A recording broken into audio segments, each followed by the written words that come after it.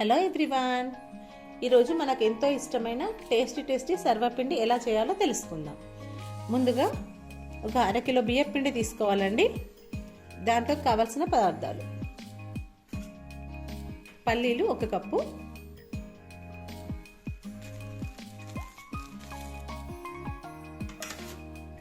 Half cup నువ్వులు,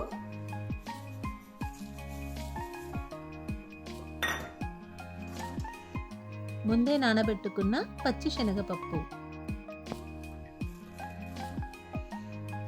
ఇది ఒక హాఫ్ కప్ సరిపోతుందండి. నెక్స్ట్ కారం అండి,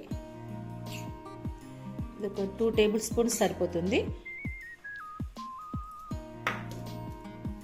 అండ్ 1 టేబుల్ స్పూన్ ఉప్పు, మన టేస్ట్కి తగ్గట్టు కూడా వేసుకోవచ్చు. అండ్ ఇది పచ్చిమిర్చి, వెల్లుల్లి, జీలకర్ర కలిపి క్రష్గా దంచుకోవాలండి, జీలకర్ర పేస్ట్.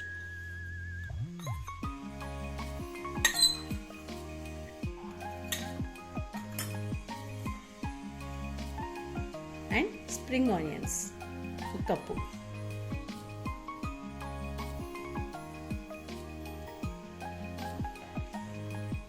ఉల్లికాడలండి,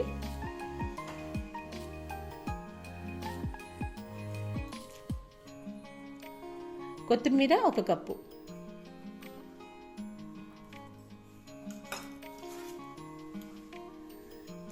రెండు పెద్ద సైజు ఉల్లిగడ్డ ఇట్లా పొడుగ్గా కట్ చేసుకోవాలండి, అట్లయితేనే బాగుంటుంది దీంట్లోకి.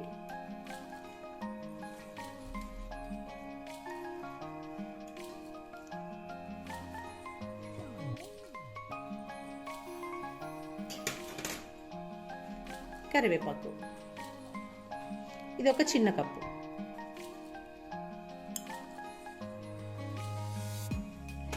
ఇప్పుడు దీన్ని మంచిగా మిక్స్ చేసుకోవాలండి.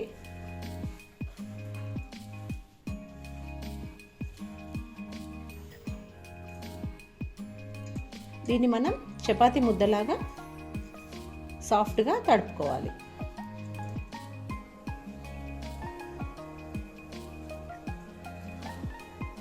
కొద్దిగా నీళ్లు పోసుకుంటూ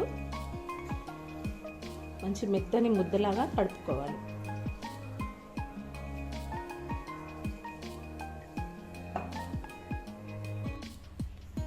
మనం ఈ విధంగా పిండిని ప్రిపేర్ చేసుకోవాలి. దీనికి నాకు 350 ml ఆఫ్ వాటర్ పట్టినాయండి. ఈ విధంగా కన్సిస్టెన్సీ ఉండాలండి, సాఫ్ట్గా ప్రిపేర్ చేసుకోవాలి. ఇప్పుడు మనం దీంట్లోంచి కొంచెం పిండిని తీసుకోవాలండి. ముందుగా ఇందులో నేను సర్వపిండి పెడుతున్నానండి. ఇవి సర్వపిండి పాత్రలండి, మనకు బయట దొరుకుతాయి. లేదంటే ముక్కుడైనా, ఇంట్లో ఉన్న ముక్కుడైనా, పెనమైనా మనం వాడుకోవచ్చు. ఇది పక్కకు పెట్టుకొని కొద్దిగా ఆయిల్ వేసుకుందాం. 2 టేబుల్ స్పూన్స్ ఆఫ్ ఆయిల్.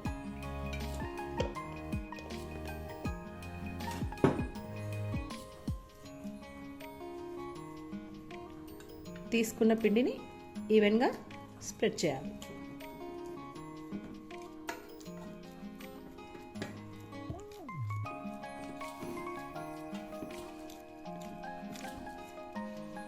ఈ విధంగా ఈవెన్గా మనం ముద్దను స్ప్రెడ్ చేసుకోవాలి.